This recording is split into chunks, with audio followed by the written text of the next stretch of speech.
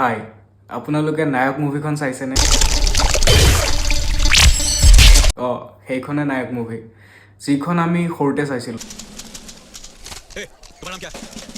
তেওঁ মাত্ৰ এদিনৰ বাবে CM হৈছিলে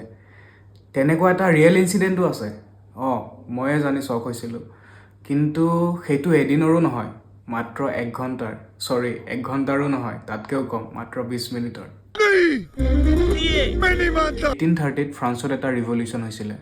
যিটো ৰিভলিউশ্যনৰ কাৰণে তাত থকা তাৰ ৰজা চাৰ্লছ টেনে তেওঁৰ শাসনভাৰ তেওঁৰ নিজৰ পুতেক লুই 19ক দি দিছিলে কিন্তু অনলি ফৰ 20 মিনিটছ কাৰণ তাত থকা তাৰ পাব্লিকে তাত ৰজা হোৱাটো বিচাৰিছিলে বেলেগ এজন আৰু সেইটো কাৰণে তেওঁৰ পুতেকে 20 মিনিটৰ কাৰণে নিজৰ পদটো লৈ এৰি দিছিলে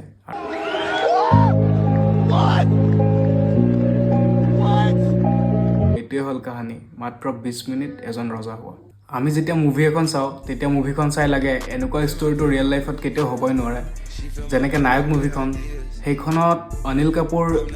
এদিনৰ কাৰণে CM হয় আৰু ৰিয়েল লাইফততো 20 মিনিটৰ কাৰণে হৈ যায় আচলতে ৰিয়েল লাইফটো আৰু বেছি ভয়ানক